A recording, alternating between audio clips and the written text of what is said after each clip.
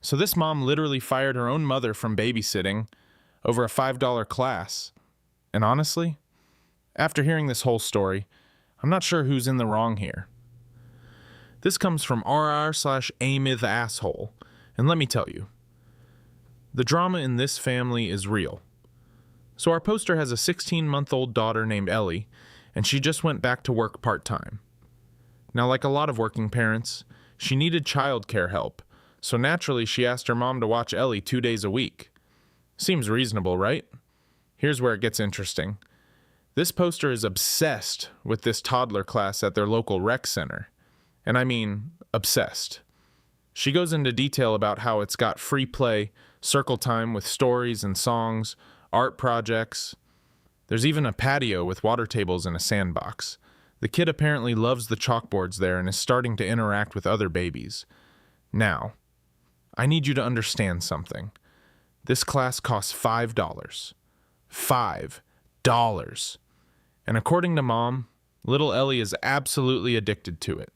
She's learning colors, playing with toys for longer periods, but she's also eating crayons and finger paint, rolling around in the sandbox after soaking herself with water and basically becoming a tiny tornado of chaos. Can you see where this is going? So the grandmother, she hates these classes. She calls them chaos, which, let's be honest, they probably are. Grandma thinks a simple walk around the block or a trip to the library would be just as good for development and way less messy. I mean, she's not wrong about the mess part, but here's the kicker. Mom insists that Grandma take Ellie to these classes anyway. Grandma agrees, but then stops taking her behind Mom's back. The only reason Mom figured it out? They stopped getting art projects back. Wait, it gets worse. When Mom discovers this deception, she doesn't just have a conversation about it. Oh no. She straight up fires her own mother from babysitting and hires a college student instead, over a $5 toddler class. Now, I get it. As a parent, you want what's best for your kid's development. But firing your own mother? The woman who's probably been helping you out financially by watching your kid for free? That seems intense. The comments on this post were absolutely divided. Some people were like, "Your kid, your rules, Grandma lied and that's unacceptable." Others were saying, "You just destroyed your relationship with your mom over finger painting and sandbox time." But this next story might be even crazier, because sometimes standing up for your kid means going to war with their teacher. This one also comes from r/amith asshole, and it involves a parent who went full Karen mode at their kid's school, but was actually right. So this dad has a 4th grader who's been struggling with math all year, specifically multiplication and division. The kid just cannot wrap her head around the method they're teaching at school. You know the one, where you break up the numbers, draw boxes, multiply everything separately, then add it all up. Yeah. That new math that makes parents want to pull their hair out. This little girl was getting it wrong 80% of the time using the school method. So Dad decides to teach her the traditional way he learned, and suddenly, homework becomes a million times easier. She actually understands it. But then came the math test. And this is where I need you to sit down for this. She gets 23 out of 25 questions. All right. That should be a 92%, right? Wrong. She gets a 50%. 50%. Why? Because she didn't use the school's method, even though she got the right answers. Let me say that again.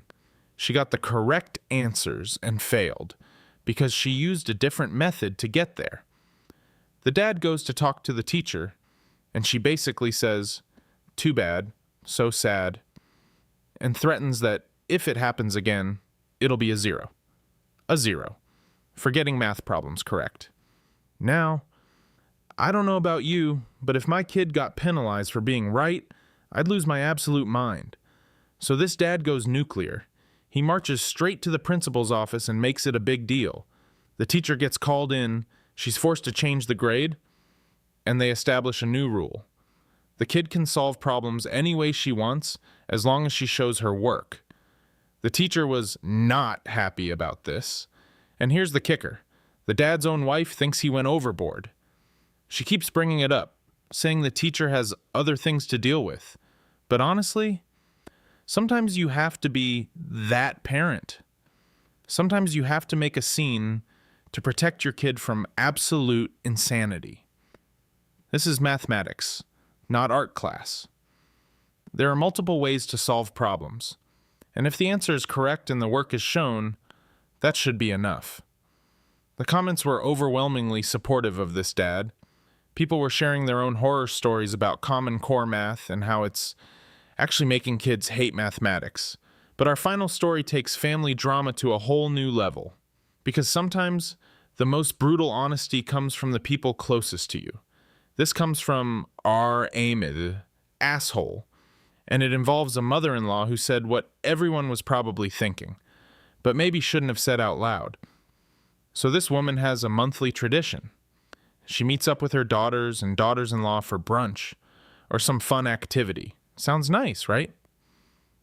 Well, one of her daughters-in-law, Kelly, has severe driving anxiety and refuses to learn how to drive. The son drives her everywhere, and when he can't, guess who steps up? Mom-in-law. So they're all out at dinner, having a good time, when Kelly drops some news. She and the son are trying to get pregnant. Everyone's excited, but mom-in-law, she makes a face. Kelly notices. On the drive home, because, of course, mom-in-law is driving Kelly home, Kelly keeps asking about that face. She won't let it go.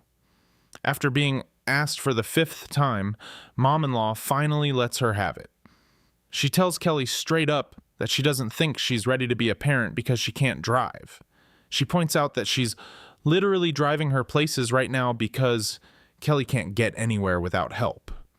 What happens when the son travels for work? What if there's an emergency with the kid? What if the child needs to go to the doctor? And Kelly's response? Call her a dick and say she doesn't see her as an independent adult. Now, this is where it gets messy. Because on one hand, mom-in-law has a point. If you can't handle basic adult responsibilities like transportation, how are you going to handle a baby? Especially in an area where public transportation isn't great and Ubers are expensive. But on the other hand, timing and delivery matter. Maybe crushing someone's pregnancy dreams in the car after dinner wasn't the best approach. The son called asking mom to apologize and say, having a kid is a good idea. But mom stood her ground. She genuinely doesn't think it's a good idea and believes Kelly needed to hear it. The comments were absolutely savage on this one. Some people were team mom-in-law, saying someone needed to point out the obvious practical issues. Others thought she was cruel and should have minded her own business. But here's what I think. Sometimes the truth hurts. And sometimes the people who love us most are the ones brave enough to tell us what we don't want to hear. Whether it's firing family members who won't follow your parenting decisions, going to war with teachers over unfair grading, or having brutal conversations about readiness for parenthood, these stories show us that family relationships are complicated, messy, and sometimes require us to make really tough choices. So what do you think? Were these people justified in their actions, or did they go too far?